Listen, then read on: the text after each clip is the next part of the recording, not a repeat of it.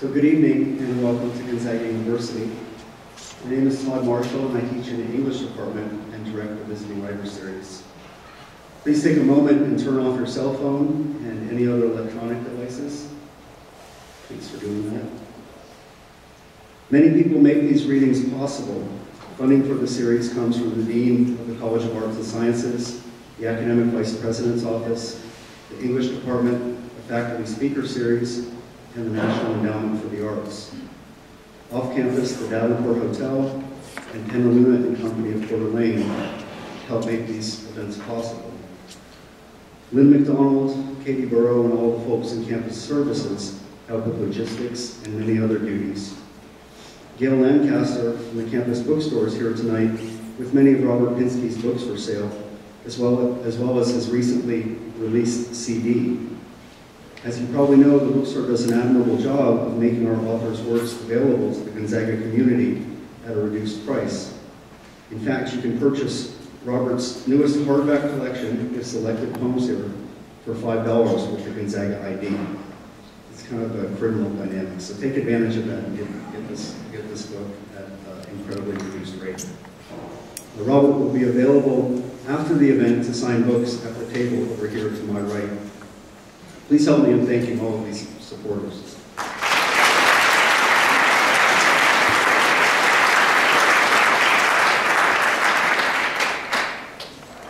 I'd also like to thank, and I'm sure that soon all of you will see why, in fact you do already, our 4 Zags up here on stage.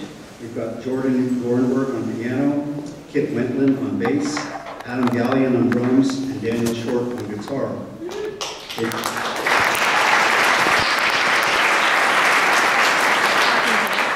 They met Robert this afternoon and had one lively rehearsal, the fruits of which we shall soon enjoy.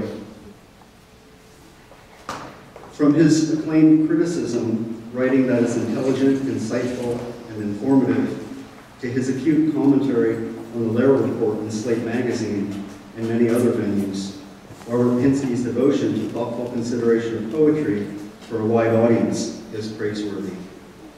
From his translations, or collaborative consultation on English and rhythm, I think he phrased it today, for Czesław Miłosz, to his celebrated rendition of Dante's Inferno, his artful transport of poetry across time and cultures certainly is also worthy of praise. The power of his own poetry, rhythmically robust and musically memorable, heartfelt and compassionate, frequently socially engaged, has garnered awards and admiration from many different perspectives, including the Lenore Marshall Prize, the Los Angeles Times Book Award, and the William Carlos Williams Award. This work, too, merits our praise. Further, his selfless service on behalf of poetry also deserves distinction. Through his unprecedented appointment to 3 terms as United States Laureate, to the Favorite Poem Project, where, under Pinsky's direction, normal Americans were invited to share their favorite works, and some were asked to read the poems aloud for a permanent audio archive at the Library of Congress. In a time of frequent diatribes proclaiming poetry's separation from the culture writ large, the Favorite Poem Project demonstrates, in Pinsky's words, that there is more circulation of poetry and more life of poetry than there might seem. Robert Pinsky is an important part of that poetic life. To put it another way, each of these aspects of Pinsky's life and poetry would establish him as an important literary figure in our country. That one person has accomplished all of these and more. He's a fine teacher in the graduate writing program at Boston University. He's written a libretto that was recently performed. And of course, he's appeared on both the Colbert Report and The Simpsons. Well, all these accomplishments together are nothing less than stunning. He has written, translated, or edited more than 21 books, including several collections of his own poetry. He has prolifically written and spoken to, about, and of poetry, poets, poetry from our time in the past, poetry as part of one's lived life. His recent explorations of the intersection of poetry and music are just one more way that he's shown his versatility. He is simply one of our country's most distinguished literary minds. I'm deeply honored to present to you Robert Pinsky.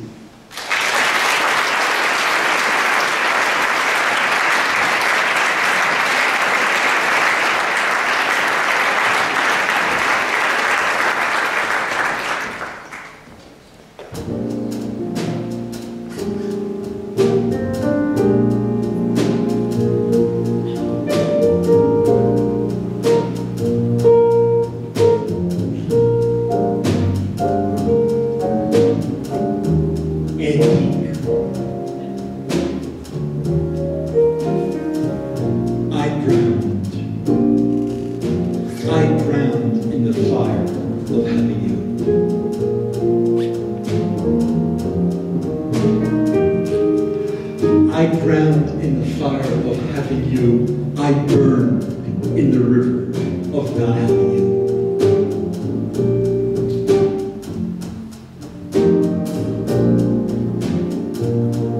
I drowned in the fire of having you. I burned in the river of not having you. We lived together for hours in a house of 1,000 rooms, and we were parted for 1,000 years. It was not the illusion of mine. It was not a ladder to perfection. No, it was this cold sunlight falling on this warm earth.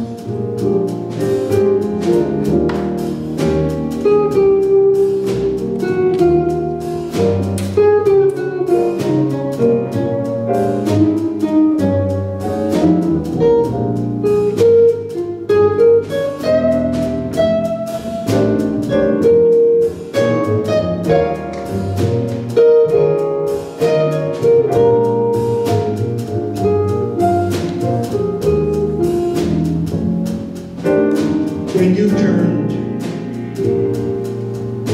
and when I turned,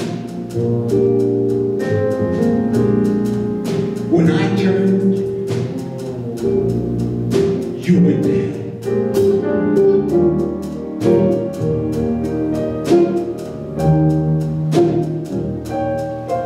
When your ship fled the battle, I followed you and lost the world. Without regret, but with stormy recriminations.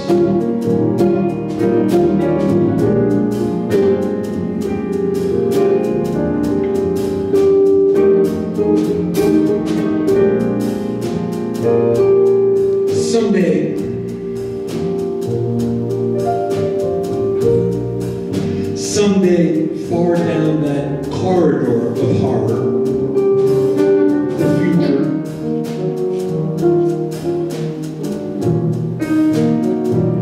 someday, far down that corridor of horror, the future, somebody who buys this picture of you for the frame at a stall in a dwindling city. That person will study your face and decide to harbor it a little while longer from the waters of anonymity and the acids of breath.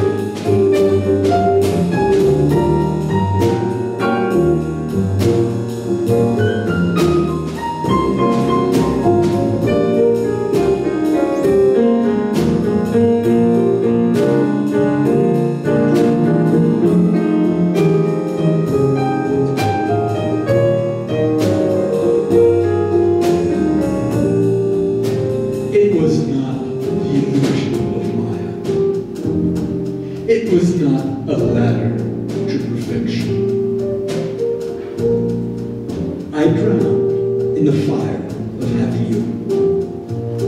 I burned in the river of not having you. We lived together for hours in a house of 1,000 rooms, and we were parted for 1,000 years.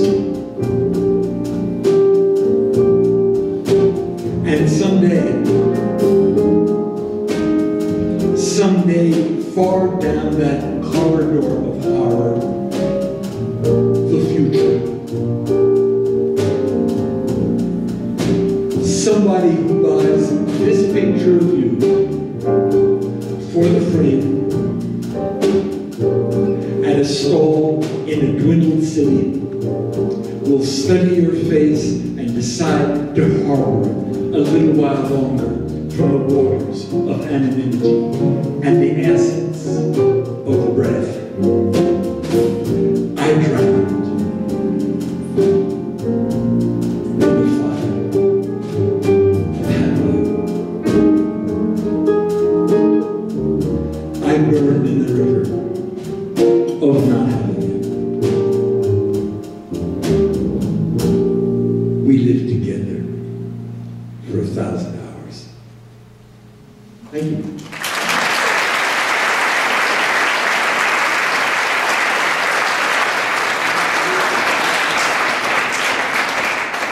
I'm overcome with envy and admiration for these guys. Jordan Gorenberg on the piano.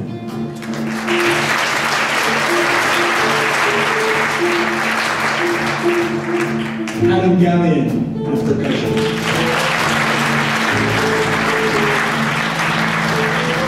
On bass, Ken Wetland. And the guitar player, Daniel Short.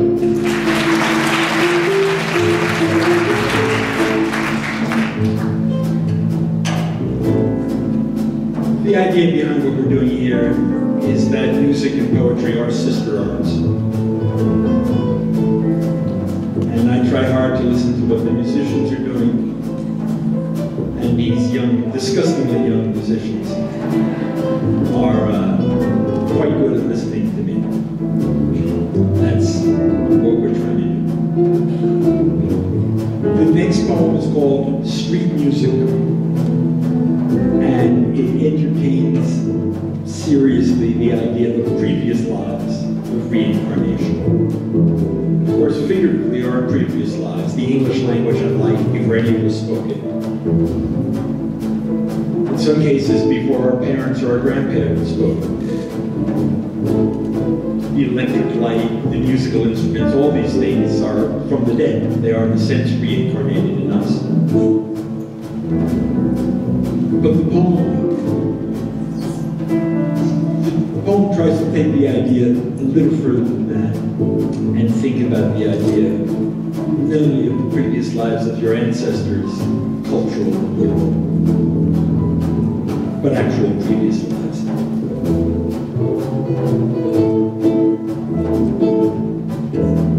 Street music.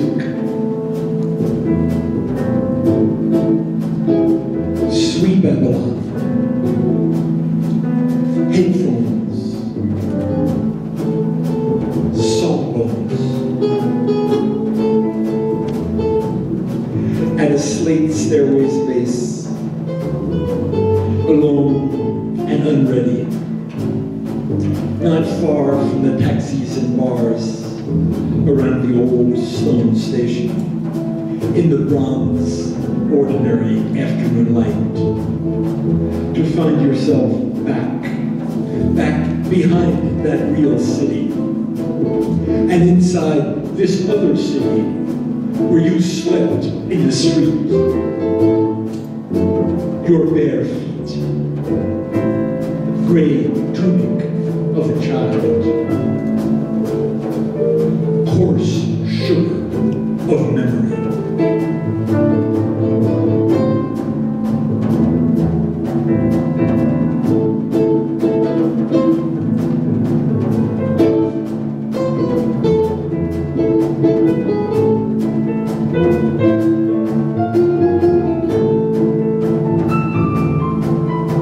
Coarse sugar of memory. Salt Nineveh of barrows and stalls. The barber with his copper bowl. Beggars and grain sellers. The alley of writers of letters in different dialects. Stands of the ear cleaner, the tailor, the spicer, reign of Ashur-bani-pal, hemp woman, whore merchant, hand porter, errand boy, child sold from a doorway, coarse sugar of memory, salt Nineveh of barrows and stalls.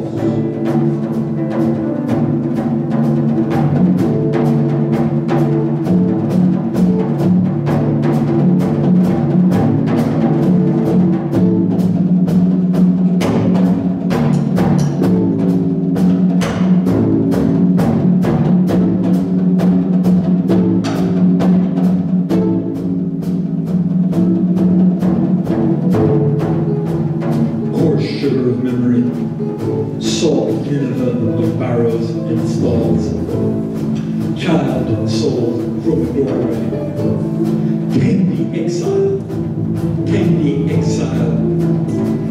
Memphis of exiles and hungers, honey calends and drays, syrup sellers and sicknesses, rooms, donkeys, yams, tubes on the mouth harp, shuffles and rags, healer, drunkard, fresh water, sewage. Wherever you died in the market, sometimes your soul flows up out of you, hunting for buried cakes here in the city.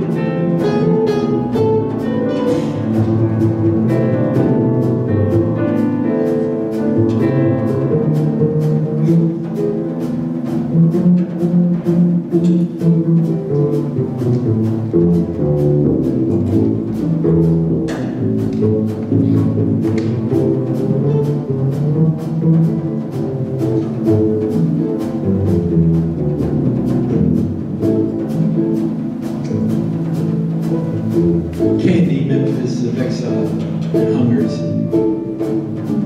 salt Nineveh of barrows and stalls, coarse sugar of memory, your bare feet, coarse tunic of a child, candy Memphis, coarse sugar of memory, child sold from a doorway, healer, dealer, drunkard, coarse sugar of memory, candy Memphis of exiles and hungers, salt Nineveh of barrows and stalls. Wherever you died in the market, sometimes your soul flows up out of you, here in the city, hunting for buried cakes, here in the market.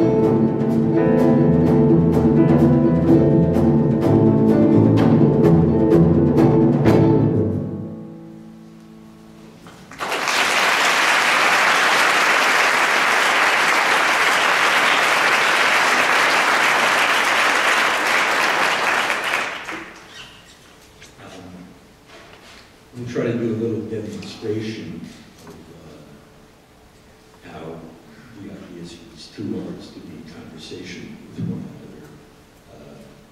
A thing I said to Daniel, Jordan, Matt, and Kid, I've said to professional musicians I played with early in my friendship with Lawrence Hubbard, who plays on the CD called On Jazz. It's not that I'm ambitious to be an actor, I'm ambitious to be a horn player. And I hope that the speaking voice, I'm a non-singing vocalist, I hope the speaking voice with the cadence and rhythms and the music of sentences, every sentence has its own tune, Every sentence is its own. Every sentence you take, some are better tunes than others. Some of the most tuneful sentences ever written were written by the great late 16th century, early 17th century poet Ben Jonson. Nobody's ever been sweet for the ear than Ben Jonson. His contemporary Shakespeare had a greater imagination, but Jonson is supreme in just being able to make ear candy. And what we're going to do is, I will read the poem by Ben Jonson to you a cappella. So, I'll just read Johnson's poem to you so you can hear what I mean by the music inherent in the verses.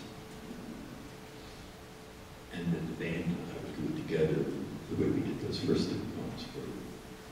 So this is Ben Jonson's poem, His Excuse for Love, from the sequence called Celebration of Paris. His excuse for love. Let it not your wonder move, lest your laughter what I love. Though I now write 50 years I've had and have my fears.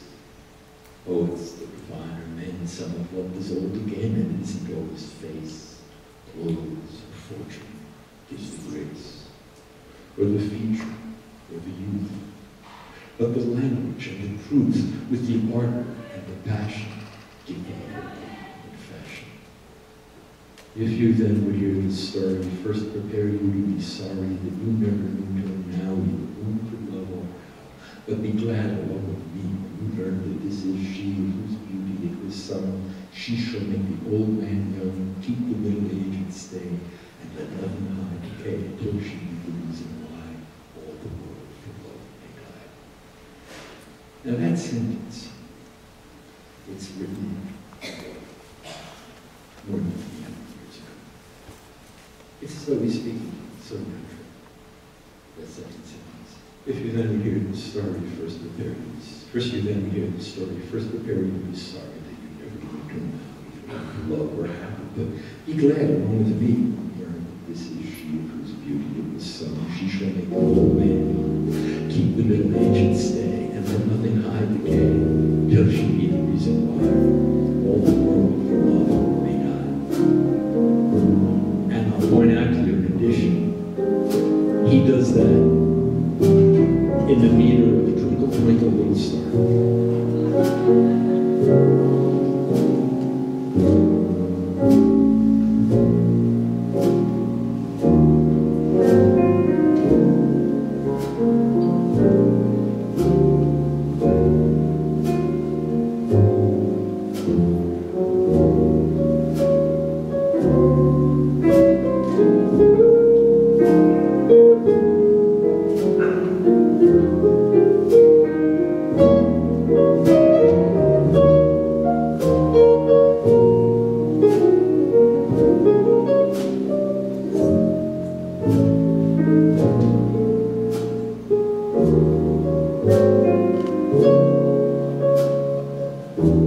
His excuse for love.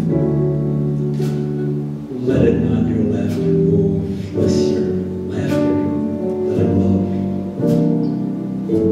Though I now write 50 years, I have had and have my peers. Poets, though divine, or men, some have loved us old again, and it isn't always face, clothes, or fortune gives the grace,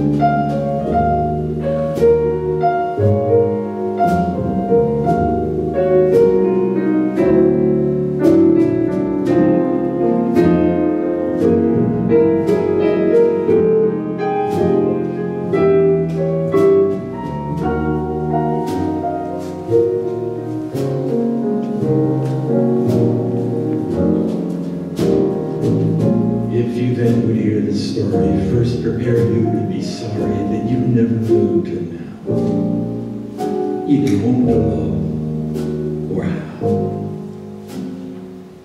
But be glad along with me when you learn that this is she of whose beauty it was sung, she shall make the old man young, keep the middle age and stay, and let nothing hide decay, till she be the reason why all the world for love may die. That's so pretty, let's do it, of course.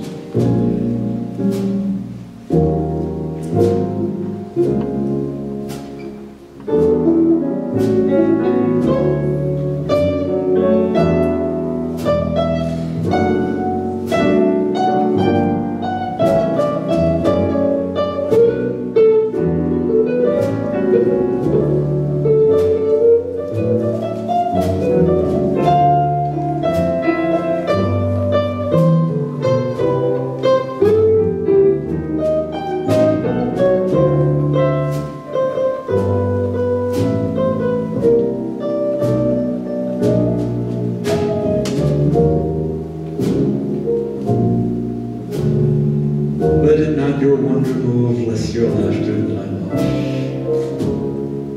And if you then would hear this story, first prepare you to be sorry that you never knew till now either whom to love or how, but be glad along with me when you learn that this is she of whose beauty it was sung, she shall make the old man young, keep the middle age and stay, and let nothing hide decay, let nothing hide decay, till she be the reason why all the world for love may die.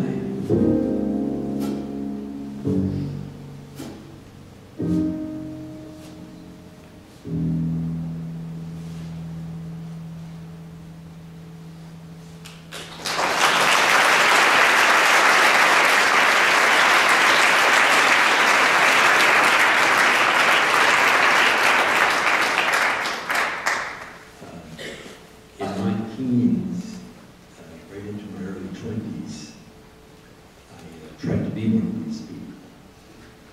And I would be a famous jazz musician today if it weren't for the single obstacle of the deficiency of talent.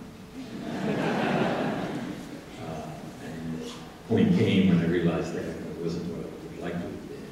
My daydreams of being a great musician changed overnight into daydreams of being a great poet. And I played the tenor saxophone. And the next poem, Ginza Samba, does involve the actual true history of the saxophone, which was invented in the 19th century in Paris by a Belgian man named Sax. Otto Sax invented the saxophone. Therefore, we could say it's a European instrument. But it's not, is it? You know, it's American. It's an African American instrument. It's Black American instrument. Because it was made so by geniuses. You know, Johnny Hodges, Coleman Hawkins, John Coltrane, Sonny Rollins, made it their instrument. The poem is called Ginza Samba, which is a jazz tune. Jazz is very effective. Ginza's Tokyo, Samba's Rio. The record I have in this tune, it's played on the saxophone by the white Jewish saxophone player, Stan Getz.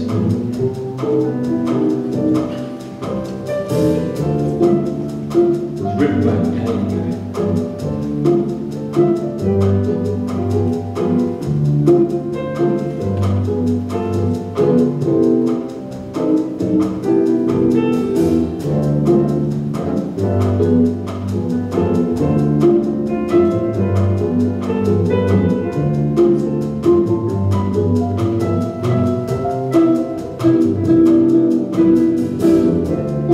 Ginza Samba.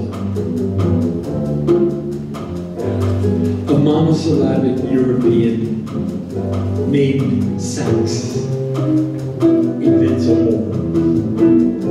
Walla whirligee-wah.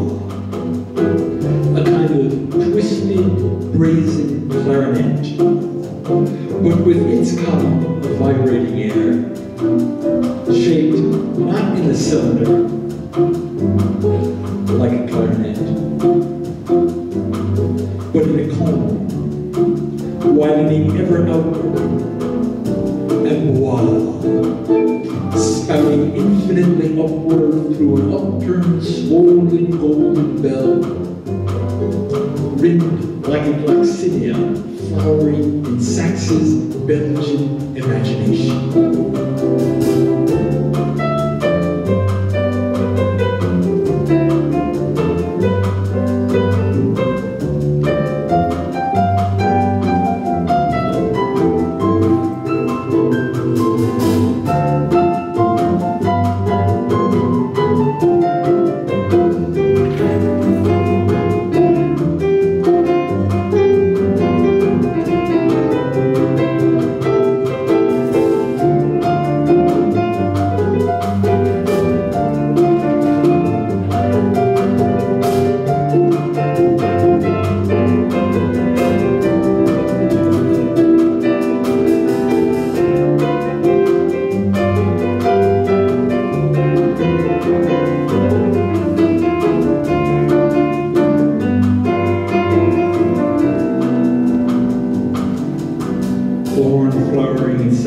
Belgian imagination, and in the unfathomable matrix of mothers and fathers, as a genius graven, humming into the cells of the body, or saved, cupped in the resonating bread of memory changed and exchanged, as in the trading of brasses, pearls, ivory, calicos, and slaves. Slave laborers and slave girls, two cousins in a royal family of Niger known as the birds or hawks.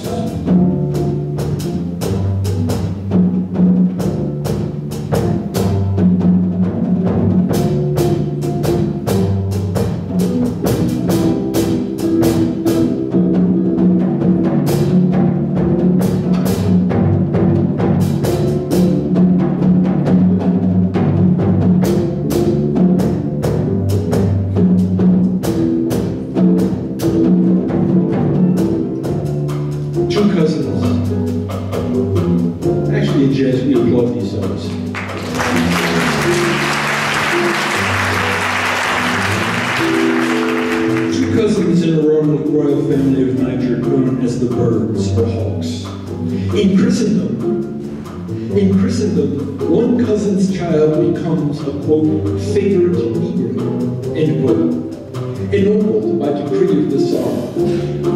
And ennobled by decree of the Tsar, he founds a great family, a line of courtiers, dandies, and generals, including the poet Pushkin. Pushkin killed in a duel concerning his wife's honor, while the other cousin sails in the belly of the slave ship. She sails in the belly of a slave ship to the port of Baltimore, where she is raped and dies childbirth.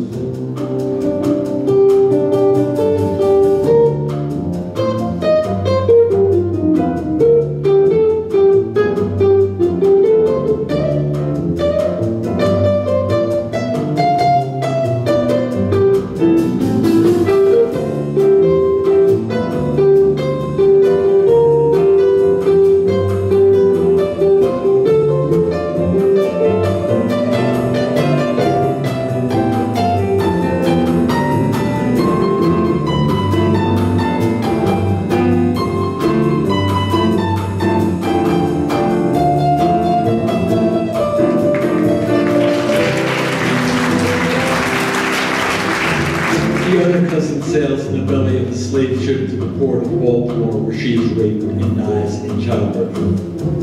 But the infant will marry a Seminole. And in the next chorus of time, their child fathers a great hawk or bird, with many followers. Among them, this great-grandchild of the Jewish manager of a Pushkin estate, blowing his American bread out into the weekly tune, uncurling its triplets and 6th hits, the Ginza Samba.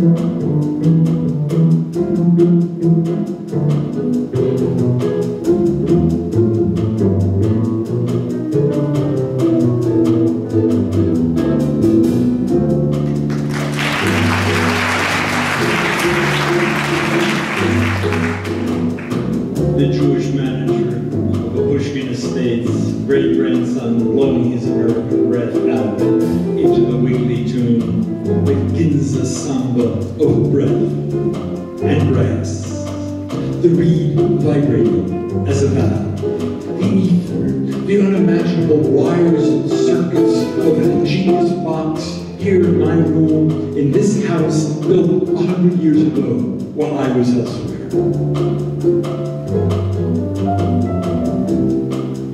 It is like falling in love. It is like falling in love. The atavistic imperative of someone's voice or face.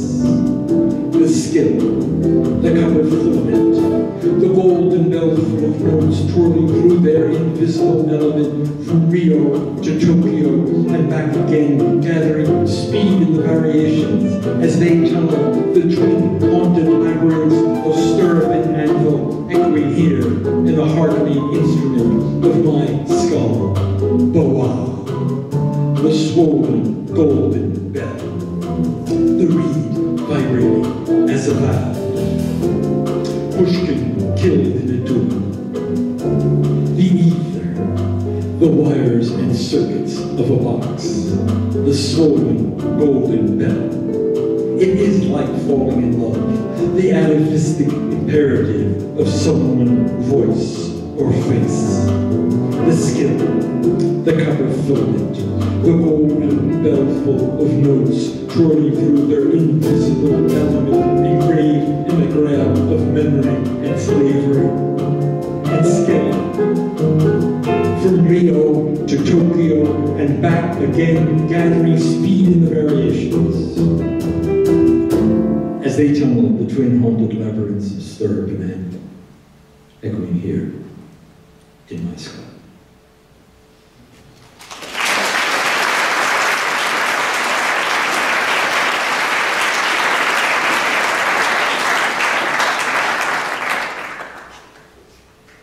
Jordan, Adam, Kit, and Daniel.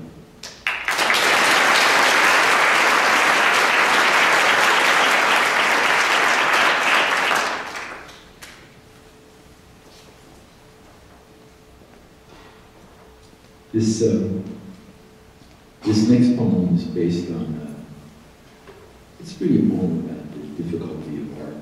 I talked to some students this afternoon about my theory that what human beings desire, maybe even more than pleasure, but we want most of all is difficulty. Explains video games, explains golf, crossword puzzles. We want to find the difficulty that would really observe us, that would evolve for us animals.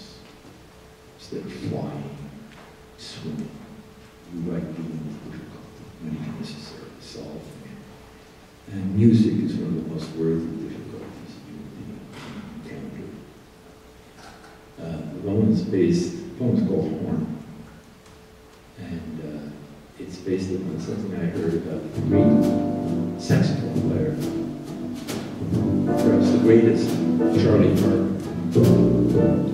Parker was said to be able to hear something good in any hack player here. The story I read, he's walking down the street, car, there's a ball. And you can hear a typical Hammond organ and a tenor saxophone player. Totally conventional. And Parker says, listen, you find something like the guy's fingerprint. Got something easy.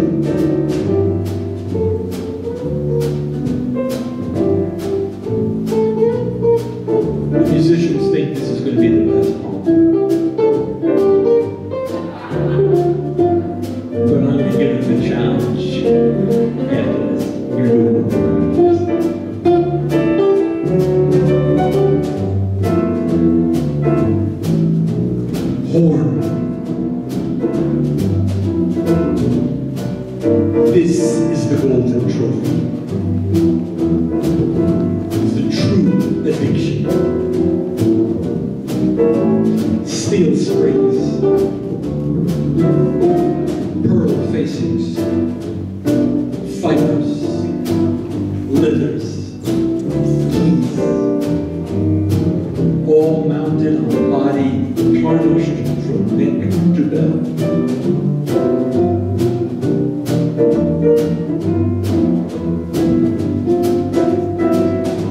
The master, a legend, a righteous addict. He pauses while walking past the bar to listen. He says, listen what that cat in there is doing. Some figure, some hook, breathy hunk, sharp line, or weird rhythm that this one hack journeyman or man had going. Listen, says the Dante of Bob, to what he's working.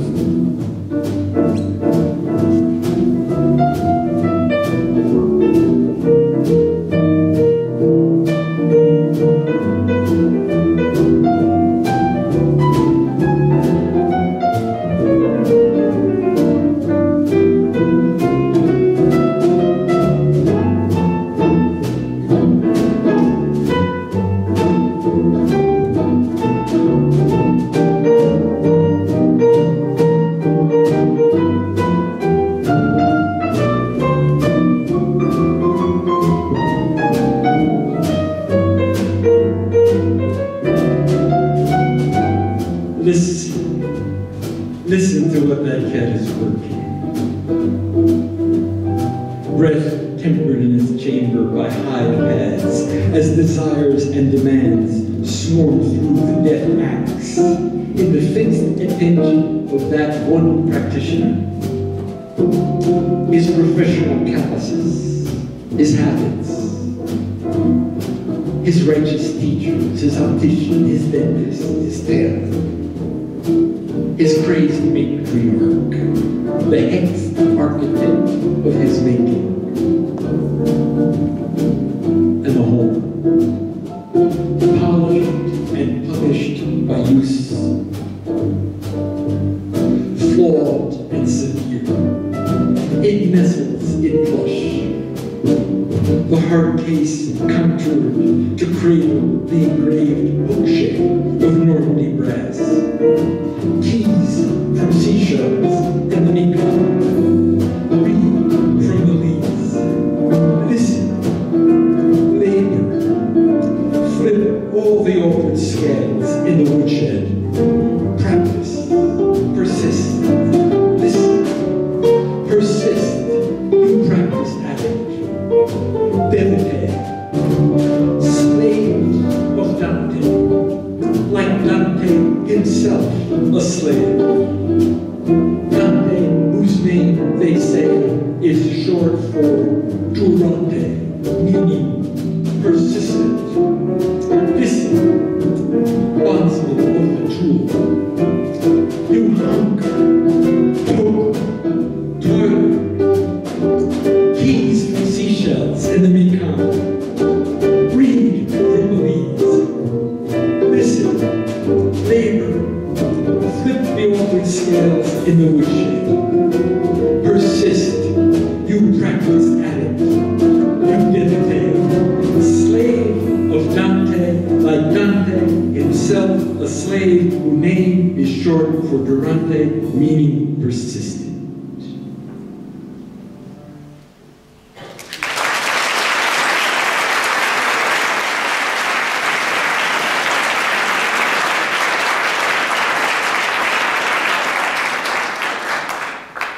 It's good training for these young musicians to play with somebody who's very, very, very, very, very. It's good for the kids. I was going to give them the extra thing to do because as things with evening was really short, I forgot one of the main things we're going to do. So we'll do it now instead. samurai song.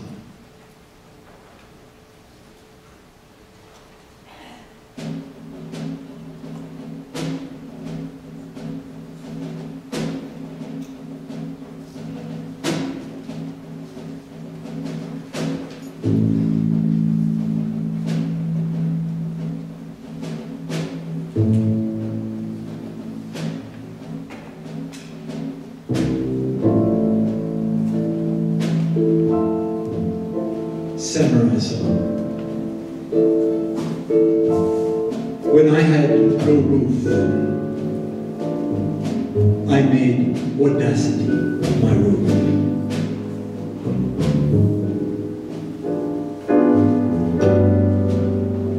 When I had no soul, my eyes died. When I had no eyes, I listened. When I had no ears, I thought. When I had no thought, I waited.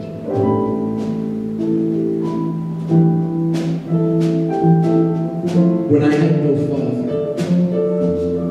I made hair my father.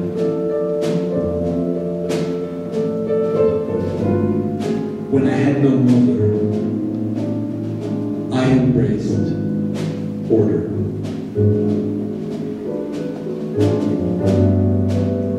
When I had no friend, I made quiet my friend. When I had no enemy, I opposed my body.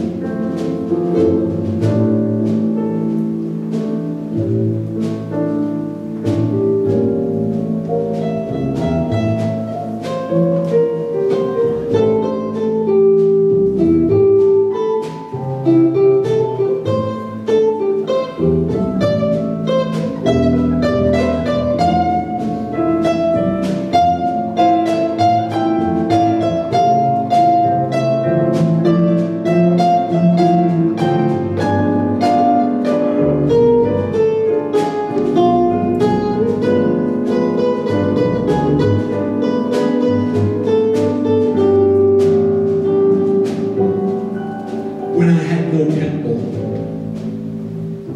temple, I made my voice my temple. I have no priest, my tongue is my choir.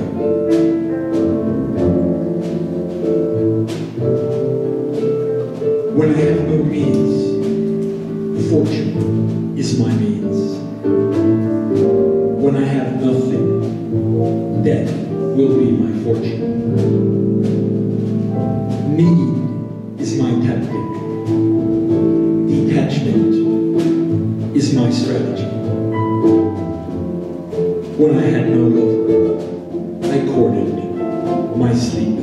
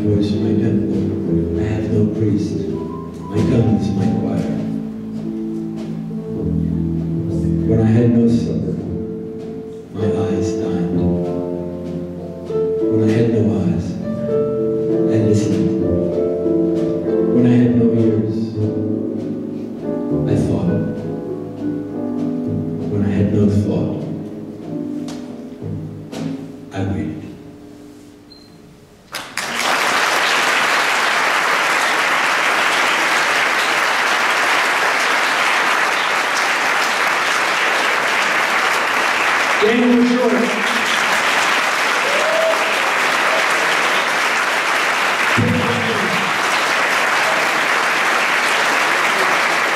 Adam Valiant. Jordan Thornberg. Robert Pinsky on horn.